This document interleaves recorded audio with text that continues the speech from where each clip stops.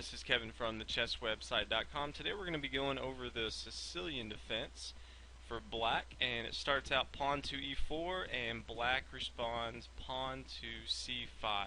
Now this is actually the most common defense for black to the e4 opening for white, and it's actually the best scoring, and most statistics actually prefer d4 as an opening for white on the first move, only because of how well this Sicilian defense plays against e4. Even at top level play, this is going to be the most widely used defense for black, and so you definitely want to know for your own game how to play it, and some of the key concepts that you should always keep in the back of your mind when you are playing it. So we're going to go ahead and look at a few of the lines. Future videos will go a little more in depth into the different variations that you can get into from the main line, but today we're going to kind of touch on the key points of the opening and how it looks. So white usually continues knight to f3, basically trying to gain control of the e5 and the d4 square. Obviously at the beginning of the game both sides are trying to gain center control. Black is taking away this d4 thrust that white would eventually like to play. Black now is going to respond with pawn to d6. Now this does a couple things. First thing it does protect his pawn on c5. And the second thing it does, white eventually would like to continue just moving up his pawn down the food chain to pawn to e5, and so this is stopping that attack.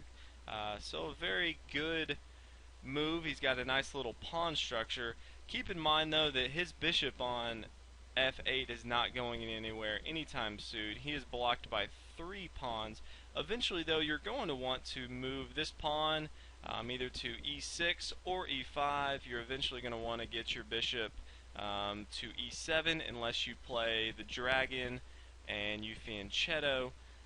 Once your bishop is on e7, you can then castle once the knight is developed, and you will have very good development on the king side. So that's how eventually you're going to play with this bishop.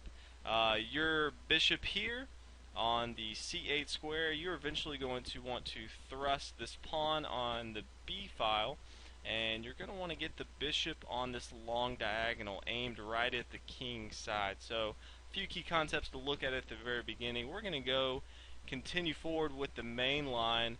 White thrust forward trying to gain center control with pawn to d4, and black here is just going to capture this with pawn takes d4. Obviously black wants to take away center control.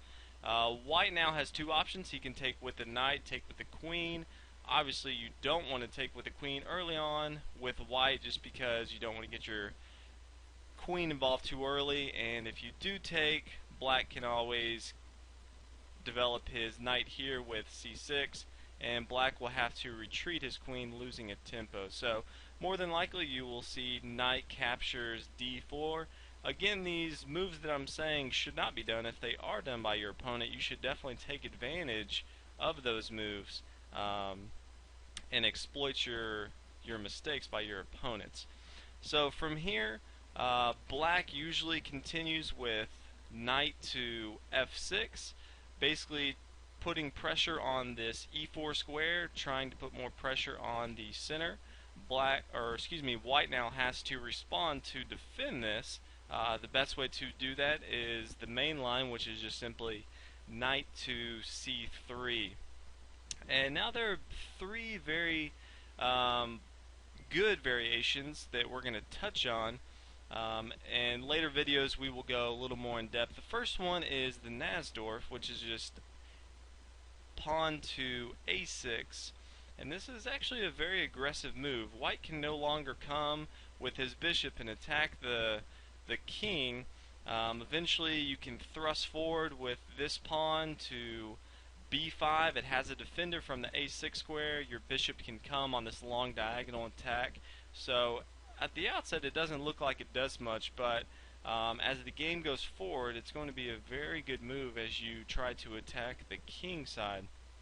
The second move that we're going to look at is simply the classical variation, which is just a development of the knight here to c6. White can always capture here, and then black can take on c6 and begin to thrust forward again for center control. So that is the classical. And then last we have the dragon. A lot of times you will see people try to fianchetto on the king side. They'll bring their bishop to g7, castle king side, and build up a defense that way. So a lot of different variations that you can do. This is a very good defense. It's a very attacking defense. You can get a lot of good play from it. So those are some of the key concepts to keep in mind. Later videos we will go into some of the other variations. Thanks again for watching. Hope you enjoyed. Hope you learned a lot. Definitely check out the other videos. Check out the website. And be sure to subscribe so you know when new videos are coming out. Thanks for watching.